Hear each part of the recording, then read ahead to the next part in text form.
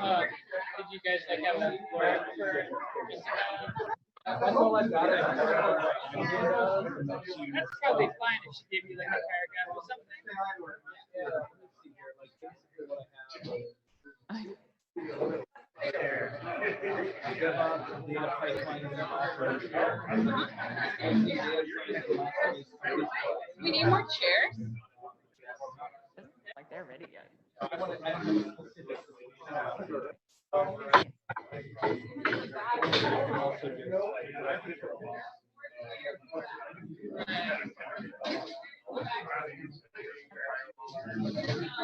Yes, this is Anchorage. Hey, Ross.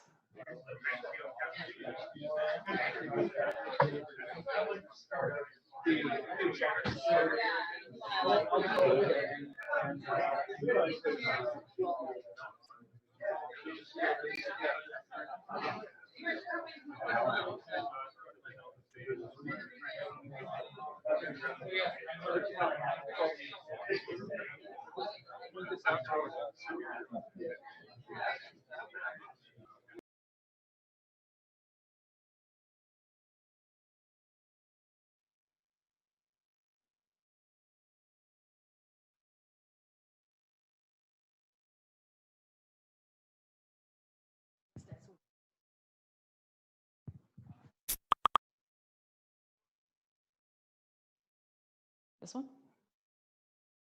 Oh. We can also just switch to me joining Zoom.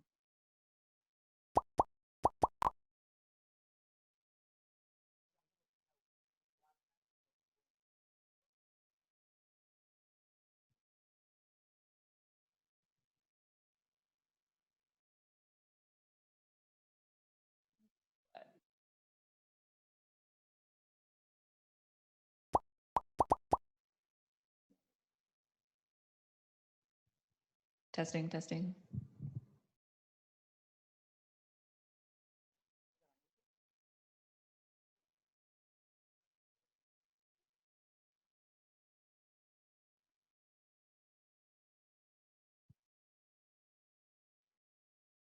You get it on the YouTube stream?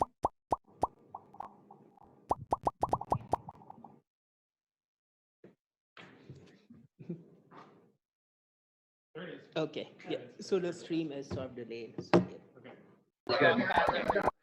All right, folks, I think we're gonna go ahead and get started. We could quiet down here. So we have coming to us from Fairbanks, Jessica Austin is going to be talking to us tonight about pipelines and DevOps and IoT. I'm totally amazed by what I read, but have no idea how a lot of it works, so I'm super excited. Thanks. I'm going to unmute you, so we should be able to hear you in just a second. How's this? Can you guys hear me?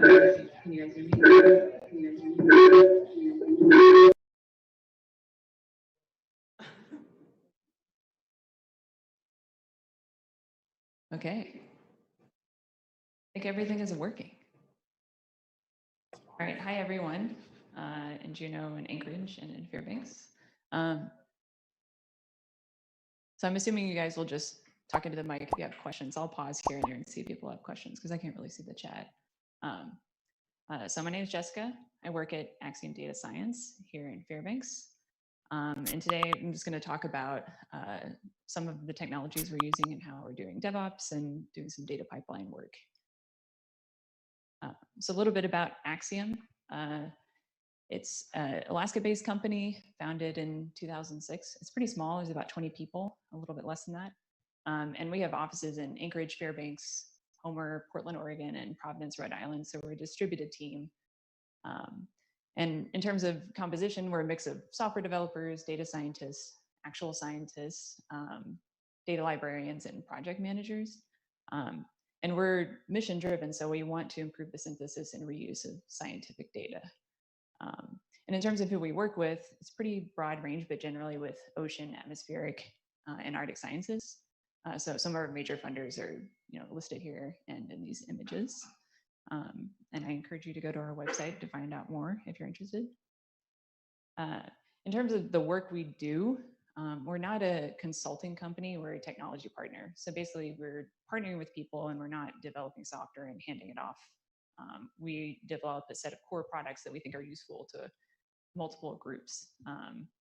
And so kind of our main things that we focus on is data management. So that's pulling in data, standardizing it, improving it, and making it more useful to a wider community and for posterity. So doing things like archiving it. We do data analysis to generate new data products. And we do a ton of work with data discovery and data visualizations. So this is stuff like building data portals and data catalogs and figuring out ways to illustrate interesting data. You can see some screenshots down here about some of the data that we work with, everything from moving platforms like tagged animals and gliders and sail drones, environmental sensory data, large gridded data sets like weather models and HF radar, and then plenty of random GIS data sets as well, in addition to other things. So I'll do just really briefly show you guys. So this is one of our partners, the Alaska Ocean Observing System, or AOS. So we maintain a data portal for them. And if you go here, there's a public website. I encourage you to check it out if you haven't already. And here you can find some of the data sets that we work with. So I'll just, if you click on catalog, you can kind of explore data sets and search them. You can also view data sets on a map. So what's coming up now is some real-time sensors, so these environmental sensors that are out there in the wild.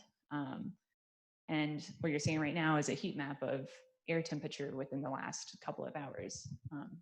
Look at different variables like webcams and water temperature and all that kind of thing. You can also layer on top other data sets. So here I'm going to add sea ice concentration. So this is a gridded data set. Let's make it look like ice.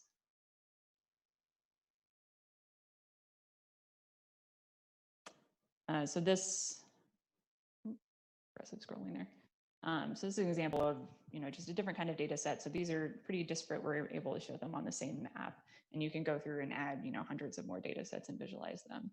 So like I said, publicly available. I encourage you to check it out. I definitely use this layer when I'm planning camping trips and that kind of thing, because you can see webcams and air temperature and snow depth and all that kind of stuff all in one place.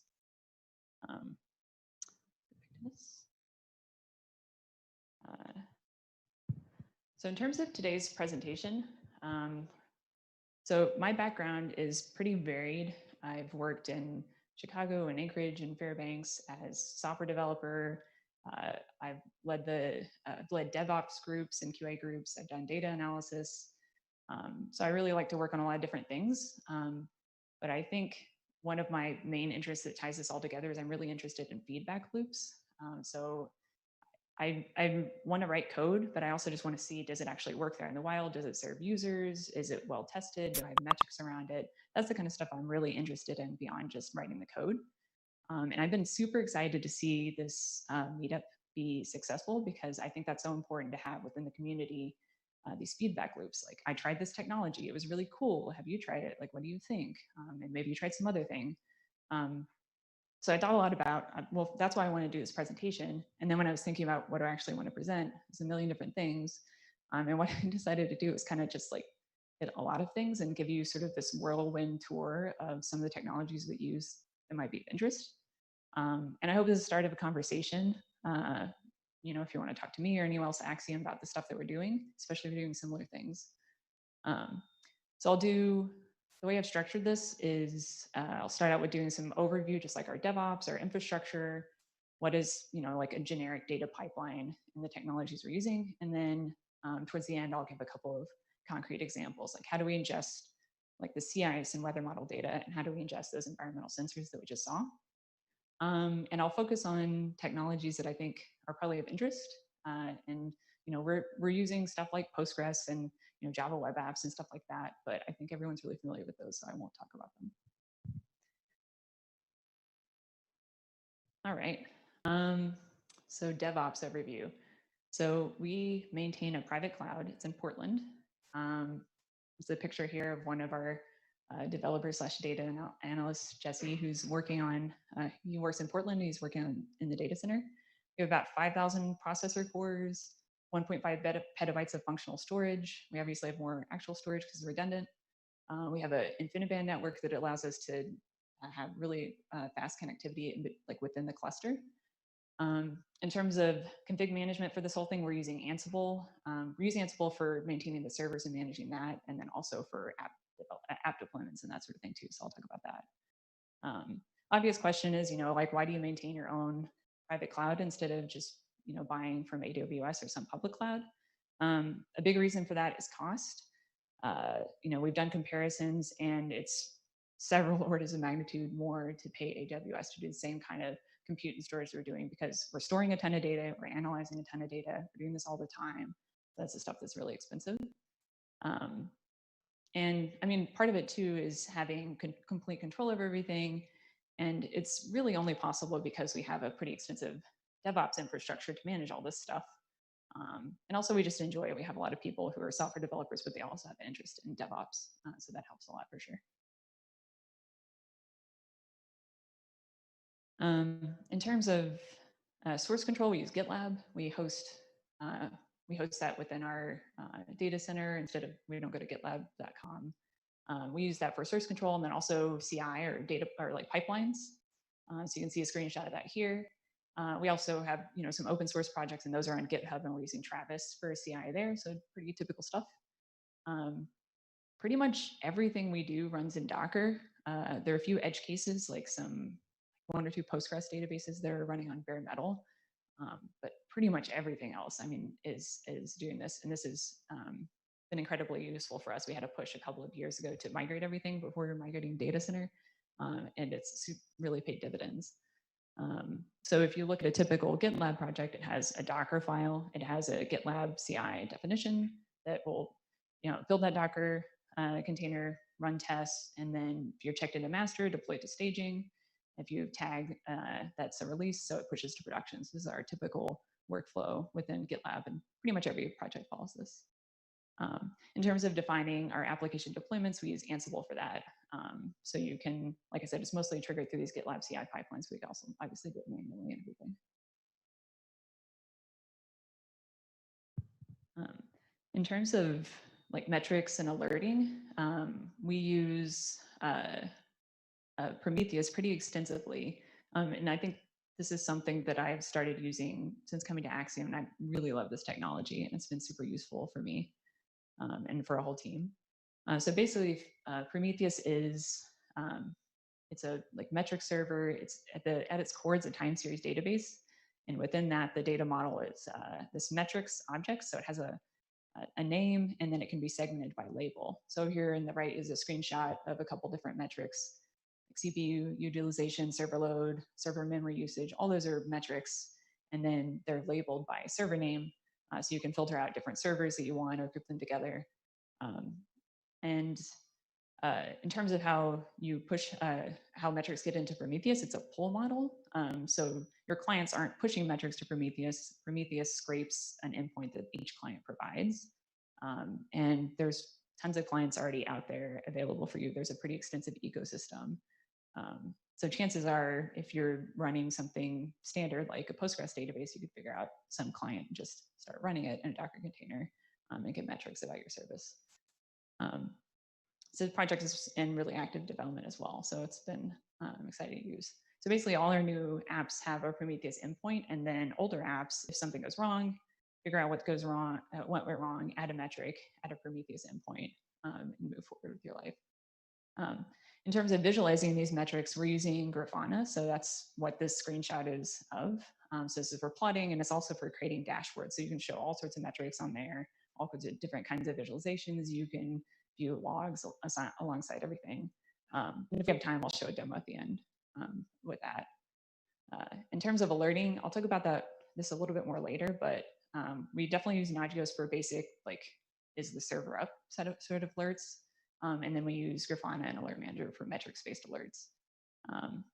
And then we also use Grafana and starting to use Grafana Loki for application logs. Loki is pretty new and in development. Any questions about that so far? Break it into data pipeline stuff. All right, silence. Great.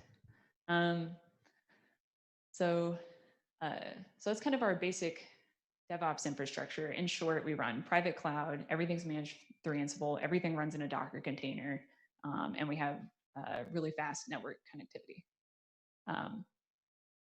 In terms of data pipelines, I think everyone's kind of familiar with like what a data pipeline is. You start with data from some source, you download it, you do some transformations on it. In our case, we're standardizing it so it's compatible with other things in the community, and then you store it somewhere. So we definitely follow this for basically any data we're ingesting, and then depending on the data type, there's some variation. So this here is kind of a basic, high-level, simplified data pipeline that I think is generic across most of the things we do. So it's pretty overwhelming, I understand that, but I'm gonna walk through each component. So if you start on the left, you've got a data source. This can be anything. You could be like pulling from an FTP server or some kind of well-defined API or scraping a website, who knows, right? And then there's this box for source collectors. So these are running within a Docker container. They're generally Python scripts. And these scripts pull data, they standardize it, and they store it somewhere. And then these generally run periodically for real-time data, or you can manually trigger them, obviously. And then in terms of where these scripts put data, we have in red in the middle, we've got a Postgres database that has basic metadata about these data sets or these assets. So this just has basic information and then also statistics. So like what's the time range available, what's the geospatial extent, like what other things are affiliated with it, that kind of thing. And then most of our data is stored on disk in netcdf files, which if you aren't familiar with those is basically like tabular or gridded data with metadata, so self-describing data set. And there's exceptions to this, but most of our data is in netcdf files. And then sitting on top of that, those data stores, we have various data services. So these consolidate that metadata and data and provide endpoints for our portals to use so that they can do data visualization. And then alongside that, we also have an Elasticsearch cluster. And this pulls data from the metadata database and provides data set discovery. So you can search no matter if you're looking at like, want to find a gridded data set or a tagged animal or whatever, it's all kind of consistent in that index. So that's the basic idea across the top. And then if you look across the bottom, this is kind of what's happening in the background to help us manage things and keep things running. So every source collector, whenever it completes or fails, if it doesn't complete, it's going to send a message out to Kafka, which I'll explain in the next slide, kind of with a status update of what's going on. And then whenever it successfully updates a data set or asset, it'll send a message as well. And we use that to send downstream notifications so we can update caches and do things like that. And then also, we're pushing all this information to Prometheus and Grafana as metrics as well. So let's talk about some of the things in this diagram and kind of dig into them. The first one I'm going to talk about is Apache Kafka. So to introduce this, it's a messaging system where you sometimes hear a message log. It's definitely not the only one out there. Other things like ActiveMQ, RabbitMQ, stuff like that. It's a publish and subscribe model. So basically the way it works is all messages in Kafka are stored on a topic. So that's how they're grouped. And then a process that publishes message to a topic is called a producer. And then anything that subscribes to a topic and pulls messages is called a consumer. And all these go through the cluster, they go through a Kafka broker. So they're not talking directly to each other. And that has a lot of benefits. For example, you can scale producers and consumers independently. So in our case, our producers are highly variable. They might put a little bit of data in, but then suddenly you get a huge amount of data that you want to pull, and you can just push like tons of data into the system all at once. If you manage to imagine the consumer is like, file on disk or like a database or something like that, it can get really bogged down and then your process would fail. So by decoupling it, the Kafka cluster can handle like billions and 10 billion messages per day going through the system or something. So you really kind of don't have to worry about those bottlenecks. You can kind of consume at your leisure, basically. And the model is a pull model. The consumer is in charge of pulling messages from the Kafka cluster, and it can pull in batches. And that really helps too. So if you imagine like your consumer is Postgres database, you probably want to batch insert instead of inserting one row at a time because that's super expensive. So unlike some other messaging systems, which the cluster would push to a consumer, you actually pull, and that gives you a lot of power. That's also definitely where you can trip up for sure. And another thing that's great about using this messaging system is if you look at the history of messages, that's basically history of events, and you can play them back over time in order and understand something that happened. So that's awesome for debugging. I think one downside with Kafka, having used it for about 2 years at this point, is it's got a super steep learning curve and pretty complex ecosystem. There's the core Kafka components, which are, fair enough, they're easy enough to understand, but then you have, like, how do you actually manage that cluster, and how do you build tools around it? And so there's a couple different groups that have been doing that, and there's definitely a lot of good stuff out there, but it is not easy to wrap your head around. And there's definitely simpler options for messaging systems. But it is pretty powerful, and it was built, from the ground up to handle tons and tons of data, and that's why people like it. And so far, we've enjoyed it too. Keep in mind that this is running in the background, and if our cluster goes down, not because of too many messages, but because I misconfigured something, then no user is going to see a direct impact from that, right? We'll just have a delay in data coming in. So yeah, we use Kafka kind of for a couple different things across the system, but generally it's about linking these pipelines together and notifying when something happened. Like, we got a new data for this asset. Here's a message. I'm going to publish it out in the world, and whoever cares about that can act on that.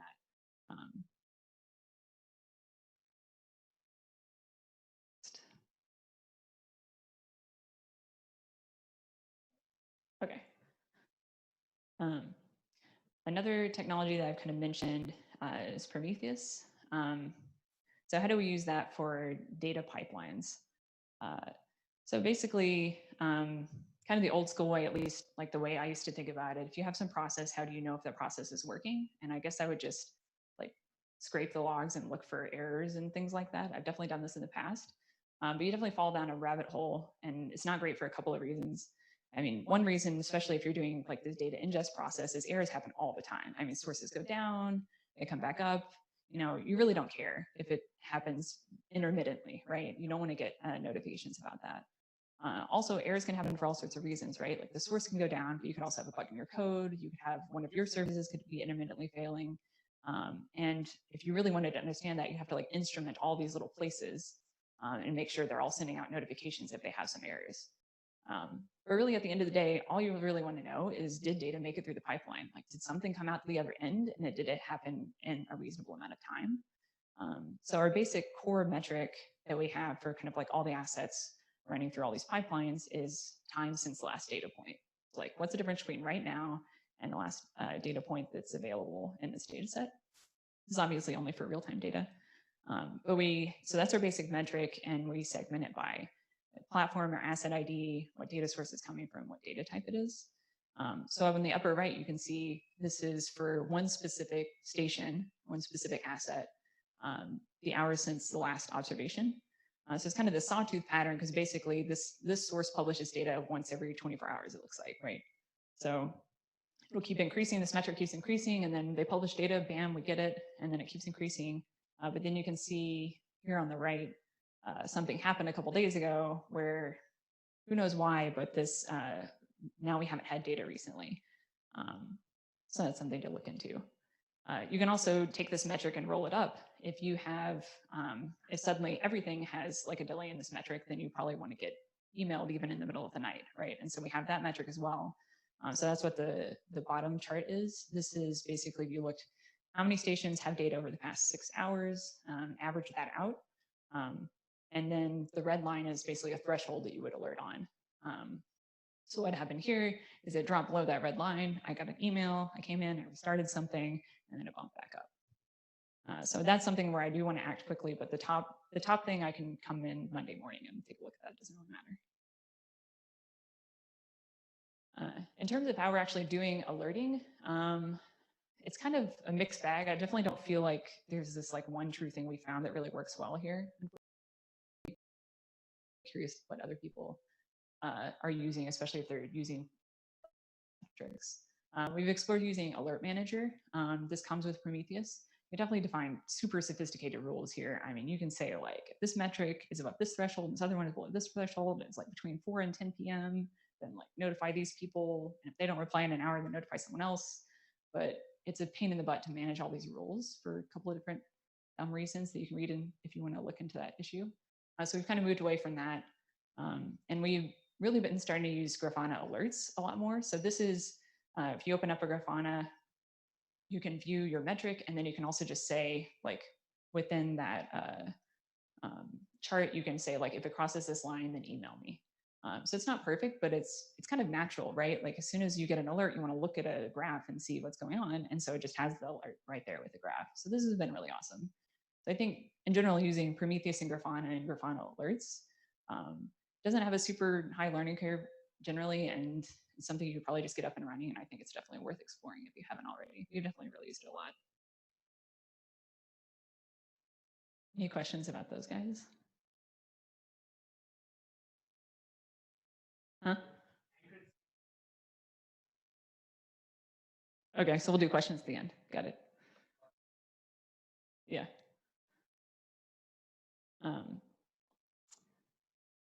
That's kind of high-level generic overview. I want to give 2 examples. One of them is pulling in GFS weather data, and then I'll talk about environmental sensors.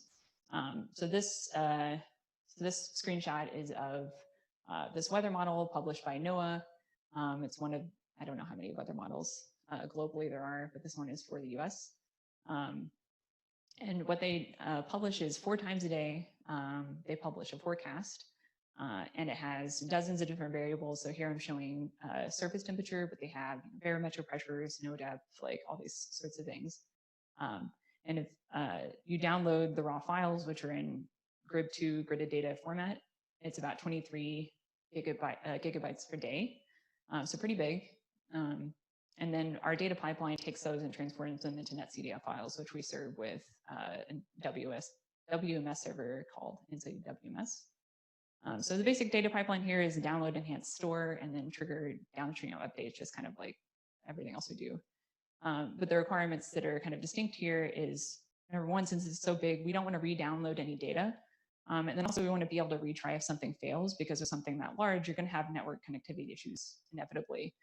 So you like want to be able to anticipate and handle failures just kind of out of the box.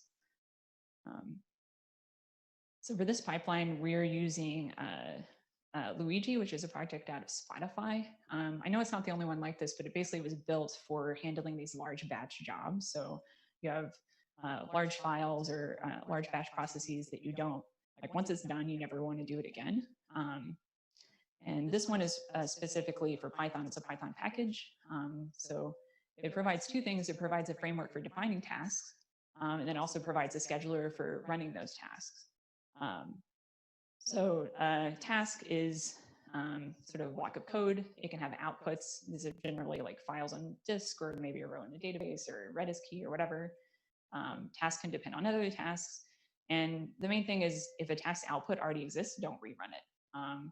So you can, so here on the right, this diagram shows the basic pipeline for GFS downloads, like download the GRIB files. The next step is convert them to netcdf. The next step is enhance them, so standardize everything, and then you're done. So if you had a bug in your enhancement code, you would just delete all those files, then rerun the pipeline, and it wouldn't go back all the way to the beginning and download everything. And it's just this kind of thing is something you just need to do, and it's made really easy with Luigi.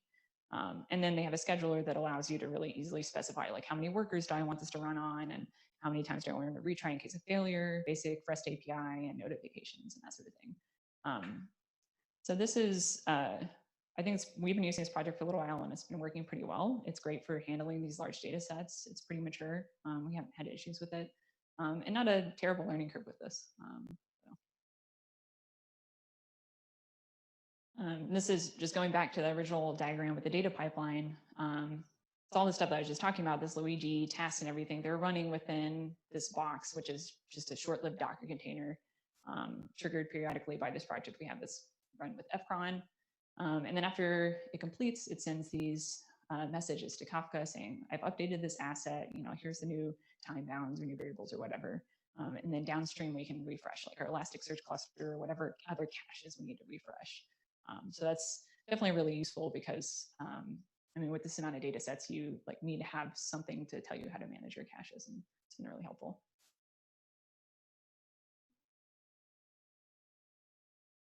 All right, so last example. So this is this is kind of a totally different type of data. So this is environmental sensors. So this is time series data, it's not gridded data. And then a couple hundred different kinds of variables that we deal with. So like weather data, ocean state, water quality, all that sort of stuff. There's definitely a focus on real-time data in terms of visualization. So that's really important to us. And then also being able to show like the historic time series. In terms of scale, we have about 40,000 stations, about 100 like real-time data sources, and maybe about 50 more that are just historic. And we pull in on the order of 50 million new observations per week in terms of data.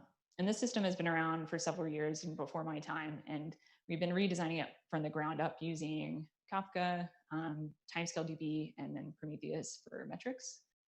So this is a project we used to kind of test out some of those technologies, and then since it's been successful, we've like kind of started using those in other parts of the business as well. This is what that data pipeline looks like. I've highlighted in pink things that are different. So one thing you'll see is in a typical source collector, we'll update metadata in that database. We're still doing that here. But generally we would, standardize this data and then store it right on disk or directly into a database. In this case, since we have these really frequent small updates across so many sensors, it just doesn't really make sense to do that. So we need to have some kind of intermediate cache and then periodically pull from that cache and update files on disk so that we can scale the number of stations we have and not have to worry about scaling that cache. So what we do for that here is we have a Kafka topic called like for sensor observations. So this collector takes observations that's pulled from the data source, standardizes them, and then pushes them on this topic. And then there's what's called the Kafka connector, which is basically this little process that pulls data from that topic in batches and inserts it into our time series database. And then periodically, on the order of once a day, we'll pull data from that database and run some extra post-processing like QC and stuff like that, and update these archive files on disk. And so so part of the reason we have this system is to like handle all those small frequent updates, but then it also is really awesome because now we have this database that has real-time data, and it's a lot easier to query really quickly across a database and do interesting queries than it is to like pull up a bunch of stuff off disk and do queries on that. So what we're using for this time series database, we're using Timescale DB. We explored a couple other technologies, but this is the only one that we really run in production for this project. So like I said, time series database, it's built on top of Postgres. It's just a Postgres extension. So in terms of like understanding how it works, super straightforward. Like I understand how this thing works, which some of the other stuff we looked at, I have no idea. Basically the way it works is you create a table and then you call a function called create hypertable. And what it does is it takes the data in that table and it creates chunks. And since it's focused on time series, those chunks are usually segmented by time, obviously. You can segment by space as well. And then so when you insert data into that table, it'll figure out which chunk it matches up to and put it in the corresponding chunk. And if as you're increasing going forward in time, it's adding more and more chunks. But in terms of interacting with it, you're just interacting with a totally normal table. You can do everything you could do with a normal Postgres table. So if you're a developer working with this and someone else set it up and is managing it and managing the configuration, you don't have to like learn anything new, which is pretty cool. So on the upper right is this is a figure from their documentation, which is really great documentation. I encourage you to take a look if you're interested. So what they wanted to show is that if you as you start inserting more and more rows into a single table in Postgres, that's the blue line on the bottom, and your insert rate dramatically drops. The top line in orange is timescale, and because they have these chunks behind the scenes, as you insert more and more rows, you're not having the single table that's growing and growing. All the chunks underneath, you're just adding more. And so it can be really, really fast, even inserting. I think they talk about having like tables out there that are like 10 billion rows and like totally fine, no issues. And so high ingest rate, and then there's better performance for typical time series queries because they've optimized for that, right? It's not just this generic database. I mean, you're going to get that of any time series database, obviously. So here's an example of pulling daily averages from a sensor data feed. And so this time bucket method is specific to timescale DB. So they don't have a ton of these. I mean, they just have a couple of them, but they've been really useful. So one of the things that we use it for is generating these heat maps. So if one of the visualizations we want to build is if I'm looking at 40,000 sensors across the whole world or whatever, and I want to know what is air temperature data in the last 6 hours, and build a heat map out of that, it's really easy to do with something like this. And like I said, it's also useful to have anything, any kind of cache for a buffer. So yeah, I think this, we've been pretty happy working with this so far. This project has a ton of investment and is in really, really active development. And they've been, I've gone on their Slack channel and they've been pretty cool about answering questions and stuff like that. So it's been a cool project to work with. Right now, you can only, like, one big downside in terms of scale is you can only run it on a single machine.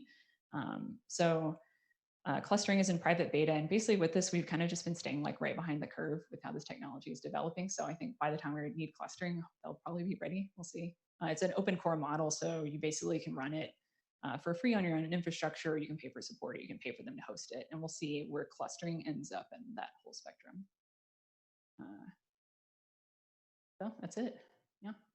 Any questions?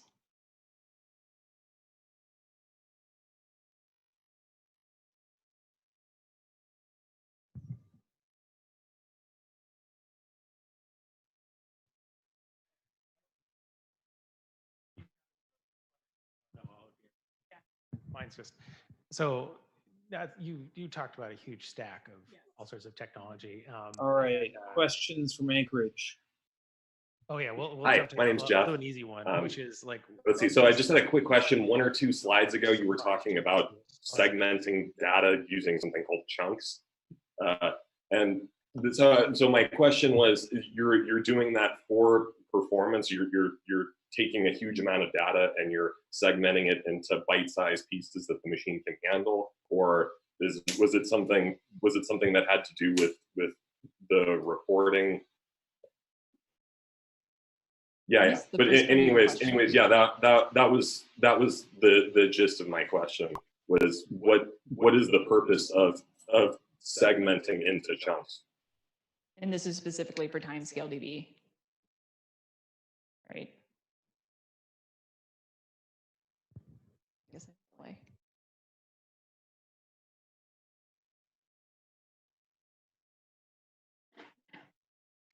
Sorry, Fairbanks, can you repeat that again? It takes us about 10 seconds after the question to mute our audio and switch our mic back. You could start that again? Yeah, I missed the first part of your question. Sorry. You're talking specifically like why are we using chunking in timescale DB? Yeah.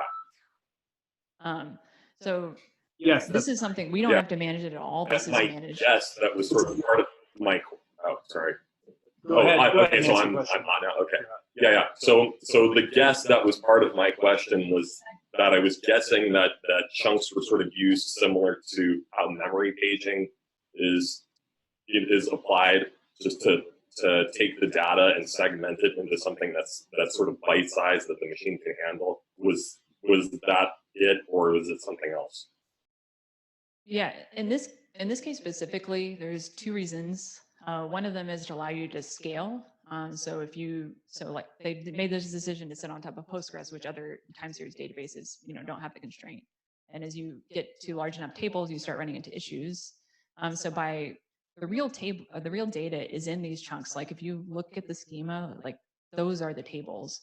And then they have this abstraction on top of that, which is what you actually interact with.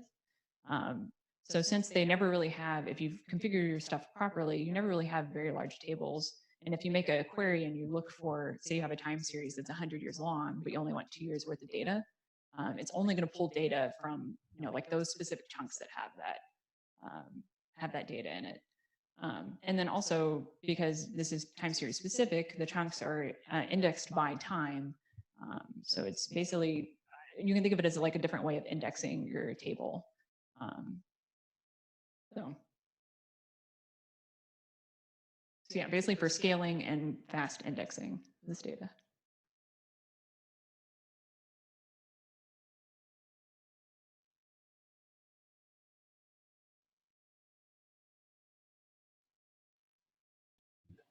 Hi, Jessica. Two questions here. And one is, have you looked at Alerta.io for doing your alert management? It has integrations with Prometheus, Grafana, Nagios, and Postgres, and I think even Timescale nowadays as well. And it'll actually correlate, and Elasticsearch as well. It'll correlate alerts from all of them together and let you build complex alert queries and escalations. So using it in a different environment for alerting on metrics from a large infrastructure environment, and you can do quite a lot with Alerta.io nowadays. Well, no, I haven't looked in that, and as far as I know, I don't think anyone else has, so that's definitely something we'll look into. Thanks. And then number two, I've been playing with Timescale DB over the last couple months as well on a different project, ingesting 10, 12 million records a day.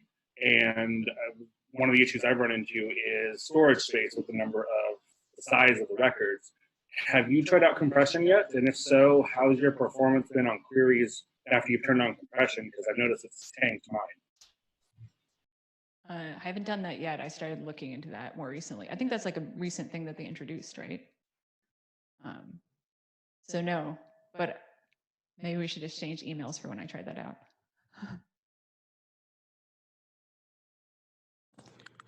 All right, Anchorage, any more questions before we move on to Fairbanks? Going once, going twice, and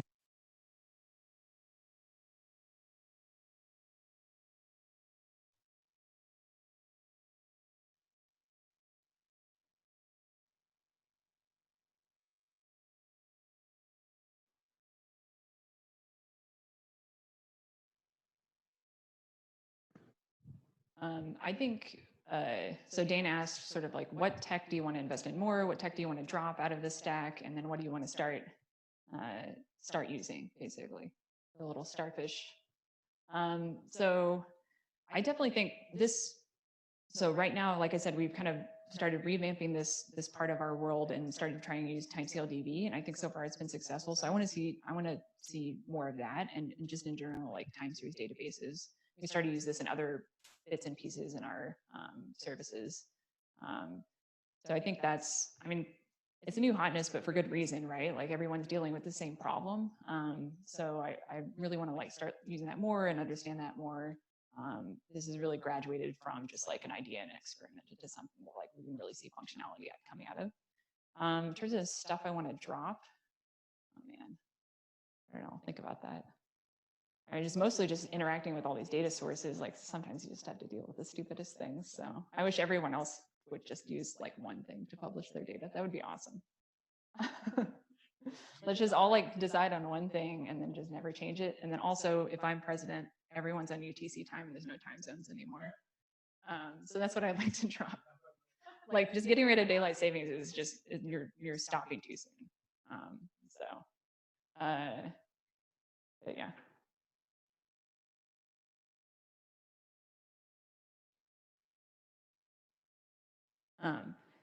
So if there's not any more questions right now, like I said at the beginning, I like really want to do this presentation and say like, hey, we're here, this is the stuff we're doing. And we want to talk to you about it if you're doing similar things. And it's kind of a shame that we haven't, like been more involved with this stuff. So I hope to get the ball rolling there.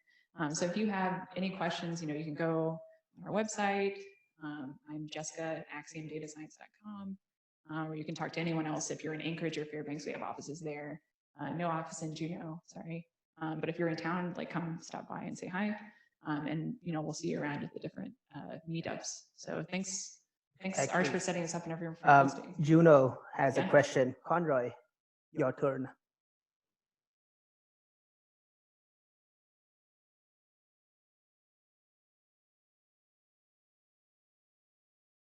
Juno, questions? You guys have a question or?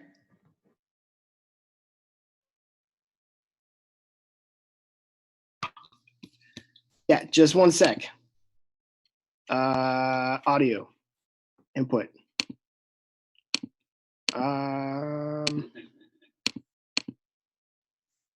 Okay, can you hear me now? Yeah. Okay, sorry, mic issues. Sorry to ruin your outro, Jessica. That was a really great presentation. I had a question when you're talking about ingesting the data points and you kind of batch them up by 24 hours, but it looks like your infrastructure could, do that like in real time. I guess my question is, was that just like a business case where you're like, we just don't want to show real time data, or we don't need it? Or was there like a tech reason for that? So you were saying, why do we batch up data daily? Are you talking about like this query down here, or? No, yeah, that one. This Like, one? yeah, you said it seems like it works through this pipeline, but it looks like you could probably do it in real time, but it sounded like you do that like once a day.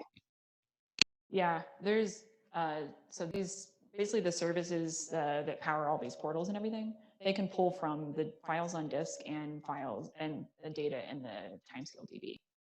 So it's pulling from both and consolidating it. So basically you like have historic data on disk that can expand into infinity, and then real-time data and timescale DB, and it merges those two together. So as soon as we ingest the data, it's ready immediately. And then within a day, we've done, like, for example, do more advanced QC and some different other things to, analyze the data. And that happens kind of offline, not as frequently, just because it's more expensive to run. Okay, Does that answer cool. your question? Yeah, thank you so much. Again, sorry for ruining your outro. No, it's cool. There's just weird delay with all the AV stuff, so.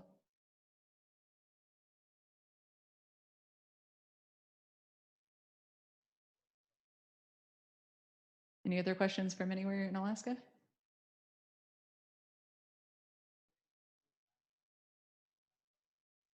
Yeah, the question we had was, are there any severe bottlenecks in this pipeline? Generally, the bottleneck has been doing this like post-processing task, and mostly because it's dealing with stuff on disk, and then, yeah, like trying to be. This is definitely a scenario where it's just like, ideally you could just like pull all the data up off of disk and analyze it and then rewrite it, but that's really expensive. So you have to like make it more and more complex over time. So that's definitely where a lot of complexity comes from. The collection, the real-time collection is really straightforward. It's like pull data from the server and just like, bam, it's in our system after being standardized. So that part's pretty straightforward. Yeah. I have a question, Jessica. I was just wondering, and you can totally decline to answer on this, but I'm from Portland, so I was curious which data center you're using there. I had a lot of servers at the Pittock block for a long time. Yeah, it's in Pittock block. I think I'm allowed to say that. I don't know. It's got pretty good security. Just did. Yeah, I don't know if there's other data centers there that would be, yeah, like Amazon runs through there and stuff, so. Who was that in Portland? Oh, that's Bradley Pizzameni here in Anchorage, but I moved up from Portland, so. And there's a lot of data centers in the gorge because there's cheap power out there. So Facebook and Google all have enormous data centers in the Columbia River Gorge, like 60 miles east of Portland. Nice, nice.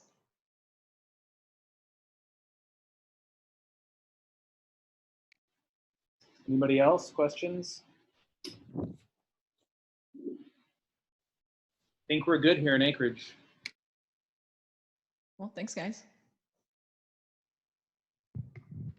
Thank you so much, Jessica. Can we give her a round of applause?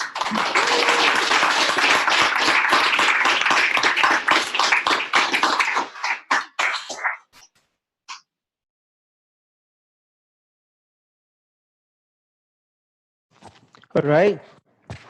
Hopefully that worked out. Thanks for coming up, Jessica. We don't have many speakers here, so we're still figuring out the AV issues.